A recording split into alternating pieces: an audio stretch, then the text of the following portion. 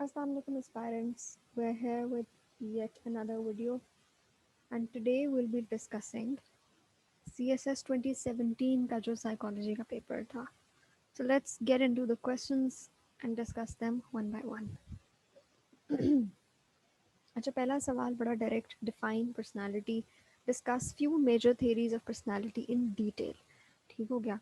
मैंने यहाँ पे जो keywords है ना सवाल के वो मैंने हाईलाइट कर दिए हैं ताकि हमें डिफ्रेंशिएशन कर सकें और हमें इसका डिफरेंस पता चल सके कि हमें डिफाइन में क्या लिखना है और डिस्कस में क्या लिखना है. तो डिफाइन जब वो कहता है तो बेसिकली आपने उस पर्टिकुलर कॉन्सेप्ट को हर एंगल से बताना है. आप एक से ज़्यादा डेफिनेशंस भी लिख सकते हैं. आप उसको डिफरेंट एंगल से एक्सप्लेन कर सकते हैं. ठीक है. यहाँ पे मैंने कुछ पर्सनालिटी के बारे में बुलेट पॉइंट्स लिखे हैं. ऑफ कोर्स आप इनको एक प्रॉपर सेंटेंस स्ट्रक्चर में लिख सकते हैं कि पर्सनालिटी बेसिकली क्या होती है. एक सेट ऑफ यूनिक कैरेक्टरिस्टिक्स हैं जो कि हमें एक दूसरे से अलग करते हैं. ठीक है. पर्सन ए या पर्सन बी में जो हमें एक फ़र्क नज़र आएगा वो उसके मैनर और पर्सनालिटी और ट्रेट्स में होगा. ठीक है. आम जबान में अगर हम कहें फिर ये कि ये रिलेटिवली स्टेबल होती है यानी कि अर्ली ईयर्स में तो डेवलप हो रही होती है but once you reach maturity और एडल्टहुड तो फिर ये मोर और लेस स्टेबल रहती है ओवर टाइम. ठीक है. अच्छा फिर ये कि हम यहाँ पे थोड़ी सी नेचर की बात कर सकते हैं कि कुछ पर्सनालिटी ट्रेट्स ऐसे हैं जो कि हम इनहेरिट करते हैं अपने पेरेंट्स से अपनी फैमिली से एंड देन कुछ चीज़ें हम एनवायरनमेंट से सीखते हैं. ठीक है. नेचर और नर्चर को आप टच कर सकते हैं. कंसिस्टेंट होते हैं, प्रोडिक्टेबल होते हैं, स्टेबल ओवर टाइम, इंड्योरिंग, ये सारी बातें आप कर सकते हैं इसके अंदर. ठीक है. अच्छा व्हेन ही सेज के डिस्कस फ्यू मेजर थेरीज उसमें मैंने 4 कैटेगरीज का जिक्र किया है जो कि बेसिक हमें पर्सनालिटी के बारे में बताती हैं. ठीक है. एक तो of course very famous psycho analytic perspective जो कि बात करता है हमारे अनकॉन्शियस चाइल्डहुड एक्सपीरियंसेस की. ठीक है. जो कि ट्रॉमेटिक हो सकते हैं. इनका बहुत असर हमारी साइकी पर हुआ, हमारी डेवलपमेंट के ऊपर हुआ and then it started to reflect as we grow up. ठीक है. 3 मेन थेरिस्ट हैं जिनके जिक्र के बगैर हम साइको एनालिटिक या साइको डायनामिक पर्सपेक्टिव को नहीं समझ सकते.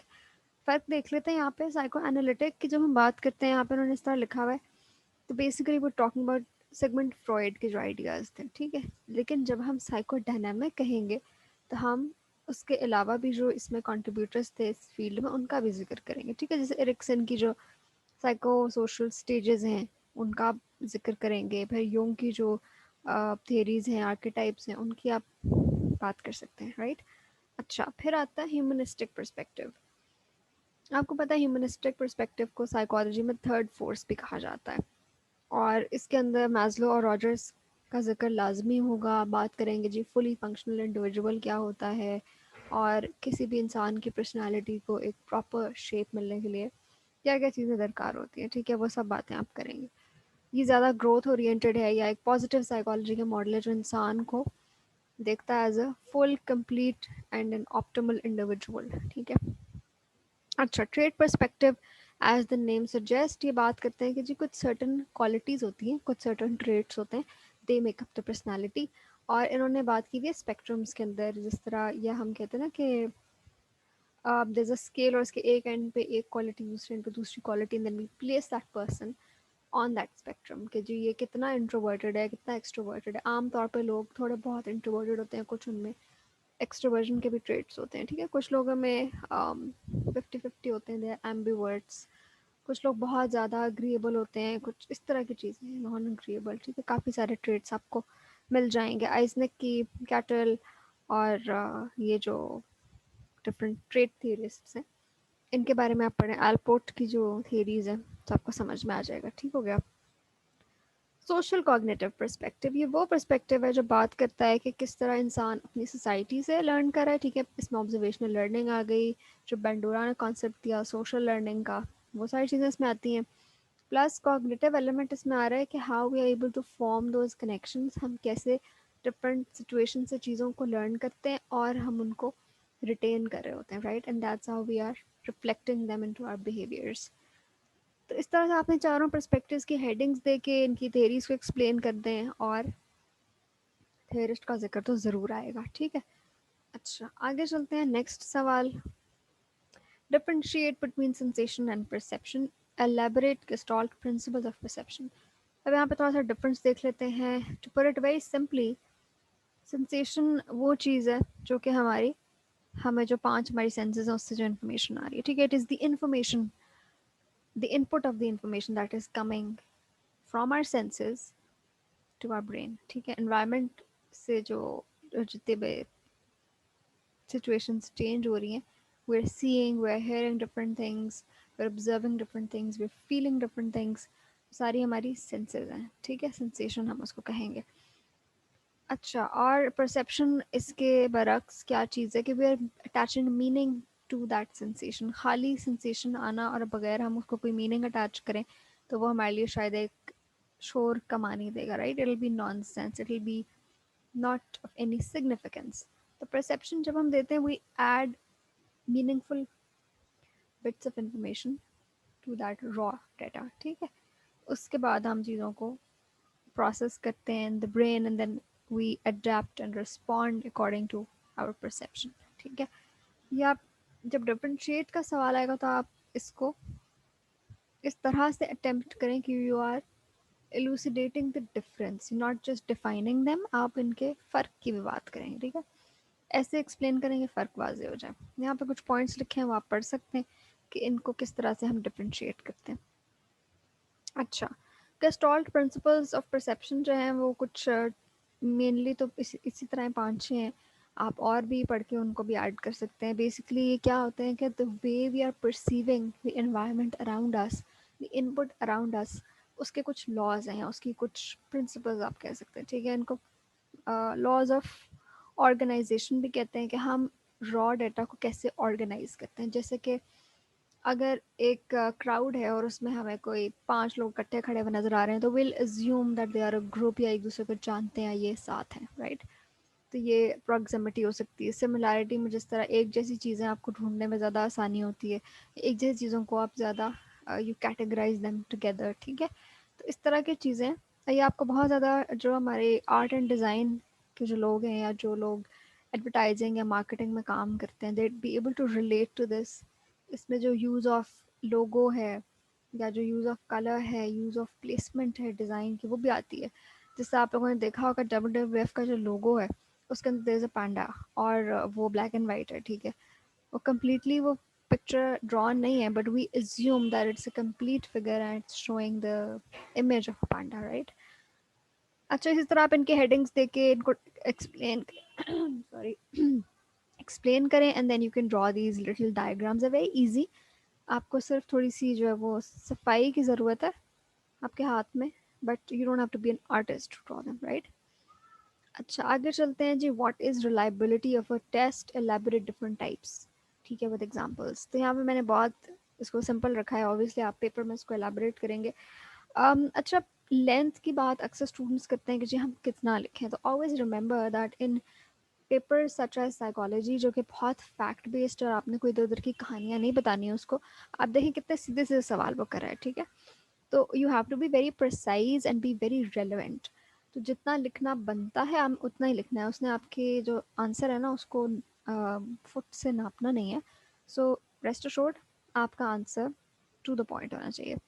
अच्छा, रिलायबिलिटी क्या होती है कॉन्सेप्ट के हवाले से अगर मैं बात करूँ तो आपके रिजल्ट्स कितने कंसिस्टेंट हैं over a period of time, that is what makes it reliable, ठीक है। कि डिफरेंट सर्कमस्टांसिस में डिफरेंट इंडिविजुअल्स के साथ क्या वो टेस्ट आपको कंसिस्टेंसी दे रहा है। ऑब्वियसली उसको मेजर हम डिफरेंट तरीक़ों से करते हैं, बट एक ओवरव्यू लेने के लिए इसकी टाइप्स देख लेते हैं। तीन मेन टाइप्स हैं इसकी: split half reliability, inter rater reliability and test retest. अभी क्या होती है स्प्लिट हाफ में? आप क्या करते हो कि एक फ़र्ज़ करो टेस्ट है जो कि 10 आइटम्स का है, ठीक है। तो मैं उसको आधा डिवाइड कर लूँगी। आधा मैं ऐसे नहीं डिवाइड करूँगी कि 1 to 5 and then 6 to 10। I will divide odd numbers and then even numbers, ठीक है। लाइक 2, 4, 6, 8 को मैं अलग कर लूँगी और बाकियों को अलग कर लूँगी। फिर उनको मैं जब एडमिनिस्टर करूँगी उसके स्कोर्स को फिर मैं टैली कर लूँगी आपस में, ठीक हो गया। इंटर रेटर का मतलब है बिटवीन डिफरेंट रेटर्स, ठीक है। एक टेस्ट आप रेट करें, एक मैं रेट करी, और वे trying to see how consistent are those results, तो उसको हम कहेंगे inter rater reliability. And test retest में क्या होता है कि सेम बंदा वो सेम टेस्ट दे रहा है लेकिन कुछ अरसे के बाद, ठीक है, कुछ टाइम पीरियड के गैप से वो टेस्ट दे रहा था। I want to make sure कि अगर आज उस बंदे में बेलफर्स एंटी सोशल टेंडेंसीज हैं, तो क्या उसकी 2 महीने बाद भी होंगी एंटी सोशल टेंडेंसीज? बिकॉज ये ऐसी चीज़ है जो कि रिलेटिवली एंड्योरिंग होती है, because it's a personality trait, right? तो ये चीज़ टेस्ट रिलायबिलिटी मेजर करती है। इस तरह आपने उनको एक्सप्लेन कर देना है। ऑब्वियसली जब आप इसको डिटेल में पढ़ेंगे तो you'd be able to come up with examples. मैं हमेशा स्टूडेंट्स को कहती हूँ कि जब तैयारी कर रहे हो तो सिर्फ कॉन्सेप्ट्स को रट्टा नहीं लगाएं, think about it, try to apply it in your life. अगर आपको नहीं समझ आ रही तो आप बुक्स कंसल्ट करें, आप किसी टीचर से पूछ लें, आप इंटरनेट पे देख लें, एग्जाम्पल्स ढूंढें and then try to create your own, ठीक है, ताकि आप एग्जाम में फ़ौरन फ़ौरन आंसर कर सकें। अच्छा, क्वेश्चन 5 कहता है कि जी differentiate between I Q and E Q and discuss major theories of intelligence. Again इसमें एग्जांपल्स की बात है। अच्छा, पहले हम दोनों का डिफरेंस देख लेते हैं। अगेन जहाँ पर डिफरेंशिएट का उसने सवाल पूछा है, ट्राई टू क्रिएट दैट। आपको विजुअली भी नज़र आ रहा है, मैंने थोड़ा सा इसको इक्वेट करने की भी कोशिश की है कि अगर मैंने टाइप्स की बात इधर की है तो उधर ही मैंने ई क्यू की भी टाइप्स की बात कर दी। मैंने यूजर्स की बात अगर आई क्यू के यूजर्स की है तो मैंने ई क्यू की भी यूजर्स बता दिए। So always try to balance your answers, ठीक है? अब आप देख रहे होंगे कि मैंने इसको कोशिश की है कि दोनों जो कॉन्सेप्ट हैं मेरे, उनको मैं इक्वली एंटरटेन करूँ। ये नहीं कि आई क्यू के ऊपर मैंने 3 पैराग्राफ्स लिख दिए हैं क्योंकि उसमें मैंने बहुत पढ़ा है, और ई क्यू को मैंने 5 लाइनों में लिख के ख़त्म कर दिया। No, do justice to your answer, ठीक है? उसने ये नहीं कहा कि differentiate between intelligence and briefly describe. No, he has said differentiate between them. आपने दोनों को इक्वल वेट देना है, ठीक है? अच्छा, आई क्यू एक ऐसी चीज़ है जो कि through out the life more और लेस स्टेबल रहता है, और इसकी डिफरेंट टाइप्स हैं, और इसके जो टेस्ट बने हुए हैं जिस तरह वेज है या विस्क है या जो स्टैनफोर्ड बिने टेस्ट है, तो वो यूजुअली स्टैंडर्डाइज्ड हैं, ठीक है? The developed over a period of years after a lot of research, उनकी नॉर्म्स डेवलप हुई हैं, ठीक है? उसकी वजह से वो स्टैंडर्डाइज्ड हैं। ई क्यू का ऐसा हाल नहीं है। इसके आपको बेशुमार टेस्ट मिल जाएंगे जो कि ज़रूरी नहीं है कि स्टैंडर्डाइज्ड हों, ठीक है? नॉन स्टैंडर्डाइज्ड भी हो सकते हैं, but it doesn't mean that they not useful. इसमें गॉलमैन का मॉडल बड़ा फेमस है, आगे जाके हम देखेंगे। सो आई क्यू हमारा क्या मेजर करता है? जितनी भी जो सब स्किल्स हैं आई क्यू के टेस्ट के, आप यहाँ पर वो मेंशन कर सकते हैं, ठीक है? रीडिंग कॉम्प्रहेंशन, वर्बल एबिलिटी और रीजनिंग और mathematical skills and so and so, ठीक है? कहाँ पर यूज़ होता है नॉर्मली? तो एकेडमिक सेटिंग्स में, ठीक है? सिलेक्शन एंड टेस्टिंग में भी हो सकता है। जब आपने किसी को जॉब के लिए रखना है तो जैसे आपका एक जीके का पोर्शन होता है, इसमें कुछ इस तरह की भी चीज़ें होती हैं कॉम्प्रिहेंशन या वर्बल रीजनिंग में, कुछ जनरल नॉलेज के सवाल भी होते हैं, तो वो भी इसमें आ सकता है। End of course for diagnostic purposes जो कि क्लिनिकल सेटिंग में हो रही होती है। ईक्यू जो है इसके मुकाबले में जैसा कहते हैं ना कि लीडर्स जो होते हैं they are not born, they are created और they are made, so it's something that you can develop over time. EQ के साथ आप पैदा नहीं होते, आप सीखते हैं। बहुत सारी चीज़ ज़िंदगी में हम सीखते हैं, right? So EQ is one of those things. And इसमें 2 टाइप्स हैं, interpersonal and intrapersonal. Inter means between two people, intra means with in your self, यानी आपको खुद के इमोशंस की भी अवेयरनेस और एक्सप्रेशन के आप काबिल हो। आप दूसरों के इमोशंस को भी पढ़ सकते हो और सही से जज कर सकते हो, ठीक है? तो ये क्या क्या मेजर करता है?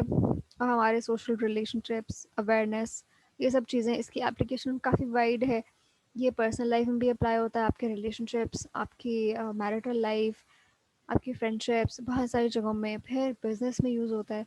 ये कहते हैं कि जो लोग ईक्यू में ज़्यादा अच्छे होते हैं they are more successful in life, right?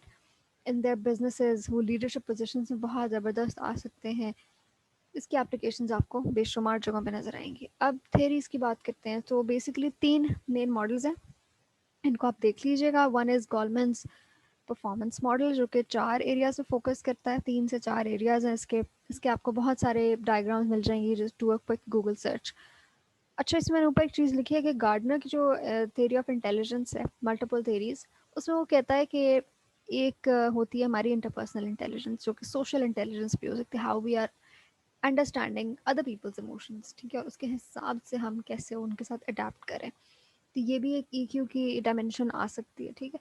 मतलब जब आप इसको थोड़ा सा एक सेगवे क्रिएट करेंगे अपने आंसर में, go from general to specific, तो आप ये बात कर सकते हैं। फिर there is one other Baron's competencies model, ठीक है? इसमें भी मोरलेस सेम चीज़ें हैं कि जी आपको अपने बारे में अवेयरनेस हो, you able to understand your own self, express your own self. फिर आप डिसीजंस किस तरह लेते हैं, are you emotional in your decisions और are you rational, right?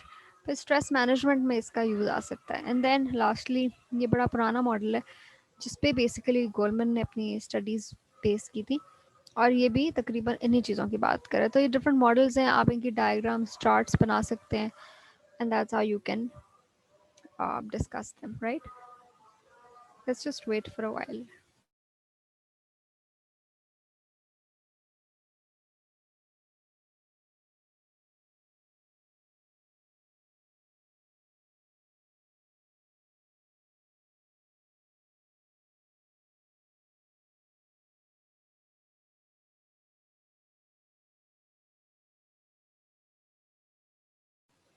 Ji, okay, आगे चलते हैं जी। So it says define psychological disorder and its major categories, discuss major therapeutic techniques जो कि यूज़ होती हैं ट्रीटमेंट के लिए। ठीक है, अच्छा, सबसे पहला काम आपने डिफाइन करना है कि साइकोलॉजिकल डिसऑर्डर्स क्या होते हैं। मैंने तीन चीज़ें मेंशन की हैं। एक तो ये कि उनकी जो नॉर्मल एवरीडे फंक्शनिंग है वो डिस्टर्ब होगी, सबसे पहली निशानी। अच्छा, अक्सर लोग को पूछते हैं कि जी हमें डिप्रेशन है, हमें एंग्जाइटी है, तो नॉर्मली जो मेरे आपके जैसे फंक्शनिंग लोग हैं उनको कोई डिसऑर्डर नहीं होता, उनकी सिर्फ एक डिस्टर्बेंस होती है। So there is a difference. Disturbance और चीज़ है जो माइल्ड होती है, जो एवरीडे लाइफ में होती है, और disorder is something full blown which is out of your control, and it is basically ये कहते हैं नहीं कि ब्लोन आउट ऑफ प्रोपोर्शन। ठीक है, अच्छा, तो पहली चीज़ फंक्शनिंग डिस्टर्ब होगी, दूसरी चीज़ ये कि the person will be experiencing some sort of a distress. अब ऑफ कोर्स अगर वो किसी डिलूजनल डिसऑर्डर का शिकार है, उसमें अवेयरनेस ही नहीं है कि उसके साथ क्या हो रहा है, स्किज़ोफ्रेनिया है, इस तरह के डिसऑर्डर्स हैं, तो उसमें तो हम ये नहीं देख सकते। बट बहरहाल फिर भी उसके इर्द गिर्द रहने वाले लोग बता सकते हैं कि he is going through something. And then of course जो उसकी थॉट्स हैं, फीलिंग्स हैं, बिहेवियर्स हैं, ये सब कुछ डिस्टॉर्ट हो रहे होंगे। ठीक है, रैशनल नहीं होंगे। ओके, टाइप्स में मैंने कुछ बिल्कुल ब्रॉड कैटेगरीज की बात की, आप उसको जितना ज़्यादा इसको सब कैटेगराइज करना चाहें यू कैन। एंग्जाइटी डिसऑर्डर्स में आप बात कर सकते हैं, जनरल एंग्जाइटी क्या होती है, phobias, panic disorder, separation anxiety, social phobia, इस तरह की बेशुमार डिसऑर्डर्स हैं जिनका आप जिक्र कर सकते हैं। ठीक है, सोशल एंग्जाइटी, सॉरी। अच्छा, ऑब्सेसिव कंपल्सिव डिसऑर्डर्स की आप बात कर सकते हैं, इसमें भी इसकी डिफरेंट टाइप्स हैं। कुछ जो होते हैं वो रिलीजियस होते हैं ऑब्सेशंस, कुछ क्लेanलीनेस के हवाले से होते हैं, कुछ बार बार चेक करना कि लॉक कर लिया, ये कर लिया, वो कर लिया है। फिर कुछ होते हैं कि रेपिटेशन अबाउट सर्टन नंबर्स और सर्टन पैटर्न्स, इस तरह के बेशुमार टाइप्स हैं, वो आप इसमें लिख सकते हैं। ठीक है, अच्छा जी, अब मैं इनकी डिटेल में नहीं जा रही, मैं बहुत ज़्यादा लंबा हो जाएगा, and this is not a lecture on disorders. I do plan on conducting such a class, but let's see कब होती है वो। ठीक है, मूड डिसऑर्डर्स की आप बात करेंगे तो obviously you have to take into account mania and depression का फुल ब्लोन जो एपिसोड्स हैं जो कि बाइपोलर 1 में होती हैं। देन आप बाइपोलर 2 का जिक्र करेंगे, फिर आप साइक्लोथाइमिया बताएंगे, फिर आप डिप्रेसिव डिसऑर्डर्स भी आप इसी में बता सकते हैं। ठीक है, अच्छा, फिर कुछ साइकोटिक डिसऑर्डर्स हैं, लाइक डिलूजनल डिसऑर्डर है, स्किज़ोफ्रेनिया है, और स्किज़ोफ्रेनिया के आगे से 3-4 टाइप्स हैं, आप उनका ज़िक्र कर सकते हैं। You can, since it says के डिफाइन करें तो आप इसमें, इसको कहते हैं ना कि 2-2 पैराग्राफ एक डिसऑर्डर पे आप लिख दें तो it will be good enough. एक में आप उसकी टाइप्स बता दें, एक पैराग्राफ में, दूसरे में उसकी ब्रॉड जो आप कहते हैं नहीं मेन जो कैटेगरीज हैं उसकी। ठीक है, जैसे आप कह सकते हैं कि साइकोटिक डिसऑर्डर्स में आपकी इरेशनल होंगी, इरेटिक बिहेवियर्स होंगे, आपकी जो मसल मूवमेंट है वो डिस्टॉर्टेड होगी, आपको हेलुसिनेशंस और डिलूजन्स का इशू हो सकता है, इस तरह की आप बातें मोटी मोटी बता सकते हैं। ठीक है, पर्सनालिटी डिसऑर्डर्स अगेन इंड्योरिंग होते हैं, नॉर्मली अर्ली ऑन डेवलप हो जाते हैं, और they rooted in your childhood most of the time. आप इनकी काफ़ी सारी कैटेगरीज हैं, 10-12, कुछ क्लस्टर्स भी हैं, cluster A, cluster B, cluster C, depending on how much in depth you studied, आप उस हिसाब से इसको आंसर कर सकते हैं। ठीक है, क्लस्टर्स जो है ना ए बी सी, उनके अपने कुछ फीचर्स हैं, आप इस तरह बता सकते हैं, क्लस्टर ए उसके ये फीचर्स हैं, उसके ये टाइप्स हैं, बी के ये फीचर्स हैं, ये टाइप्स हैं, सी के ये फीचर्स हैं और ये टाइप्स हैं। ठीक है, ऑब्वियसली आप एक एक पर्सनालिटी डिसऑर्डर पे मतलब आप जो है वो एंटी सोशल पर्सनालिटी या नार्सिसिस्टिक पर्सनालिटी पे पैराग्राफ्स में कहते हैं that wouldn't do justice because you also have to discuss the major therapeutic techniques, ठीक है। उनको देख लेते हैं। अब यहाँ पे मैंने एक टेबल अटैच कर दिया है। इट वेरी नाइसली समराइजेस कि क्या क्या मेन स्कूल्स ऑफ थॉट है हमारे। Psycho analysis, humanistic, cognitive and behaviour therapy, उनके मेन टेक्निक्स क्या होती हैं, ठीक है। साइको एनालिसिस में हम क्या यूज़ कर रहे होते हैं, एंड देन हमारा गोल क्या होता है, what do you want to ultimately get from it, ठीक है। और आखिर में ये कि क्या मीन्स होता है कि साइको एनालिसिस में नॉर्मली टॉक थेरेपी हो रही होती है कि therapist is talking to you and through that communication ही is building that insight in you, ठीक है, about your past, and that's how your unconscious जो आपके कॉन्फ्लिक्ट्स हैं वो सर्विस पे आते हैं, they are resolve because you start to accept them, you start to acknowledge them. Humanistic therapy में एक्टिव लिसनिंग, एक एम्पथी आप बिल्ड कर रहे होते हो, रेपो बिल्ड कर रहे होते हो, ठीक है। और इसका गोल क्या होता है, वही गोल जो कि ह्यूमनिस्टिक थेरी बात करती है, जिसकी कि जी every human being has this potential to grow to the maximum given that facilitative environment जो कि ह्यूमनिस्टिक थेरेपी प्रोवाइड करती है, ठीक है। कॉग्निटिव थेरेपी में क्योंकि ये ज़्यादा पार्टिसिपेटिव होती है, इसमें the client has to take part, right. आप इसमें कुछ असाइनमेंट्स देते हैं अपने क्लाइंट को, ठीक है, कुछ आप उसके साथ स्ट्रक्चर रोल प्लेइंग कर सकते हैं, इस तरह की चीज़ें आप मेंशन करें, ठीक है। और इसमें हम बेसिकली क्या कर रहे होते हैं, we are trying to cater to some irrational beliefs and some cognitive errors. Let's take a break.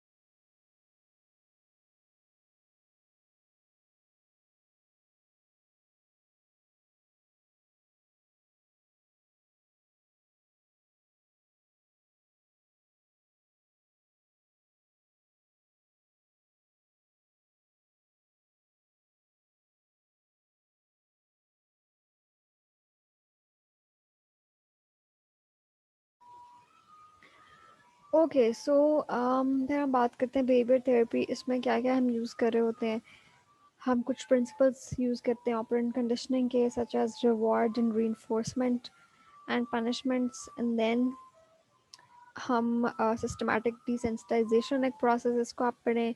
Flooding का कॉन्सेप्ट है, उसको आप पढ़ें। And basically we are trying to make the person adapt into more healthy behaviour patterns, ठीक है। अच्छा जी, आगे चलते हैं। Let's talk about the seventh question. What are different leadership styles with reference to major leadership theories? Elaborate the characteristics of transformational and transactional leaders.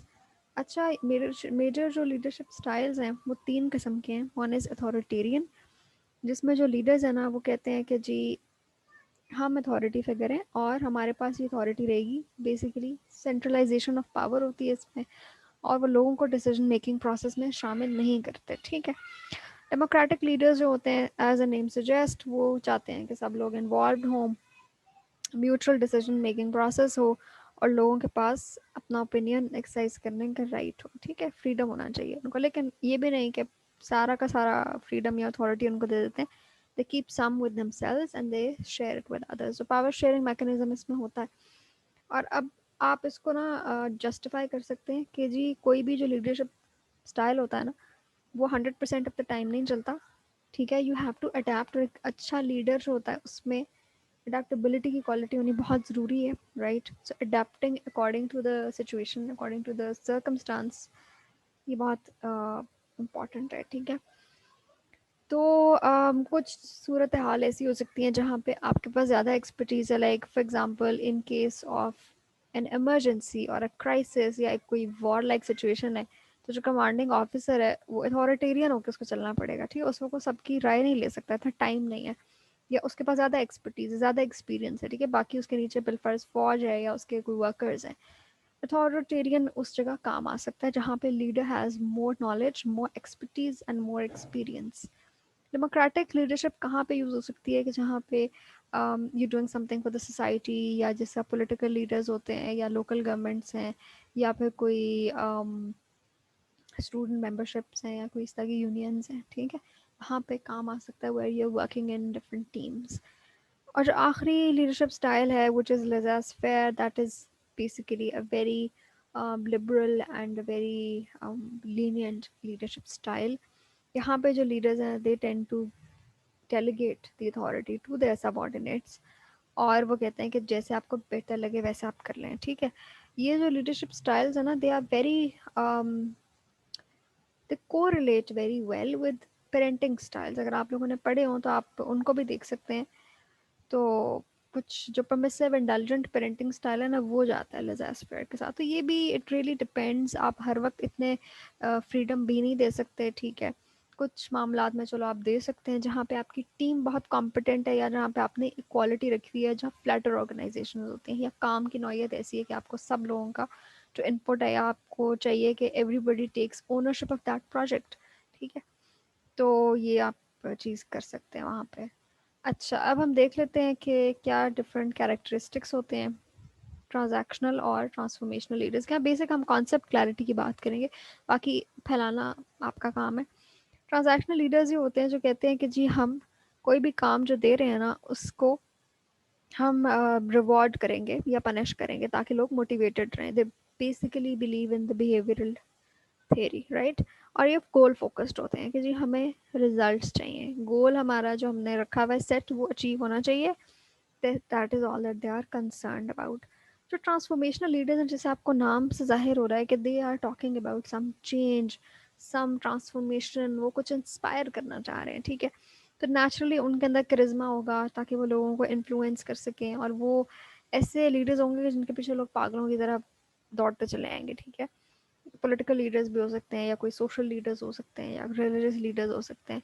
सो ये चाहते हैं कि जो उनके फॉलोअर्स हैं ना, वो ये समझें कि क्या चीज़ इस वक्त ज़रूरी है। They want to create that awareness, they want to create insight into people, ठीक है। ये मतलब वो लीडर्स हैं जो सिखाते हैं आपको कुछ, सिर्फ आपसे काम नहीं ले रहे, कि जो ट्रांजैक्शनल लीडर्स करते हैं कि भाई ये काम मुझे करके दो और ठीक है, ये पैसे लो और घर जाओ। जिस तरह नॉर्मली हम वर्क प्लेस या कॉर्पोरेट कल्चर या जो कैपिटलिस्टिक माइंडसेट में हम देखते हैं, इट्स अ ट्रांजैक्शन, राइट। आप अपनी सर्विसेज, अपना टाइम दे रहे हो and you getting paid for it. अगर आप कुछ उसमें नहीं प्रॉपरली टाइम दे पा रहे, या आपका जो काम है या परफॉर्मेंस अच्छी नहीं है, तो यू विल गेट आपको उसका कोई ना कोई हो रहा होगा नुकसान, राइट। आपकी पे कट रही होगी या जो भी चीज़ है। अच्छा, so transformational leaders focus on changing people, right.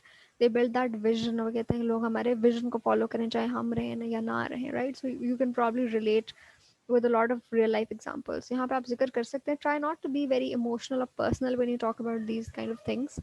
आप अपने पेपर में हमेशा rational approach रखें, ठीक है। अच्छा, आखिरी क्वेश्चन हमारा है कि you have to write a comprehensive note on any two of these topics। पहला हम देख लेते हैं जी, goals of psychotherapy क्या होती हैं। So very simple, कभी भी जब हम कोई थेरेप्यूटिक इंटरवेंशन कर रहे होते हैं, तो एक थेरेपिस्ट जो है बैठ के अपने क्लाइंट के साथ कुछ गोल्स डिसाइड करता है, ठीक है। तो जनरली बिल्कुल एक ओवरऑल हम बात करें, क्या हो सकते हैं कि जी सबसे पहले तो जो हमारा क्लाइंट है उसको इंसाइट डेवलप हो जाए, उसको ये पता चल जाए कि मेरा प्रॉब्लम क्या है, because change begins when you are aware कि मेरा जो प्रॉब्लम है वो किधर है, राइट। तो बड़ा इंटरेस्टिंग जोक है कि आपने अक्सर सुना होगा, how many people does it take to change a light bulb, right। तो इसमें वो कुछ भी फिट कर देते हैं कि जी how many dash it takes to change a light bulb. तो ये साइकोथेरेपिस्ट पे भी अप्लाई होता है, and the answer is actually very interesting which I want to share. How many psychotherapist और psychologist does it take to change the light bulb?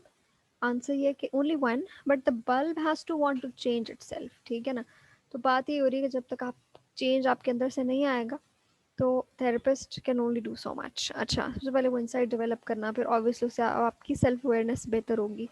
फिर जो हमने बात की थी कि कुछ अनकॉन्शियस कॉन्फ्लिक्ट्स होते हैं, उनके ऊपर काम करना ज़रूरी होता है, that's called inner work, right.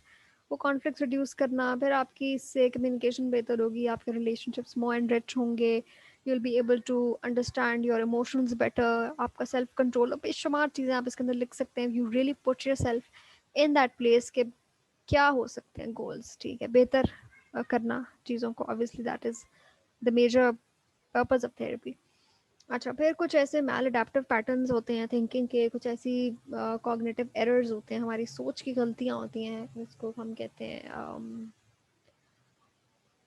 Distortions, ठीक है, कॉग्निटिव डिस्टॉर्शंस, उनको चेंज करना, उनको थोड़ा सा अडेप्टिव बनाना, उनको रैशनल बनाना। फिर ये कि अच्छा, लोग बड़े डिफेंसिव हो जाते हैं कि नहीं जी हमने तो ऐसे नहीं किया था, या लोग एक्सेप्ट नहीं करते कि वो भी कहीं पर गलत थे।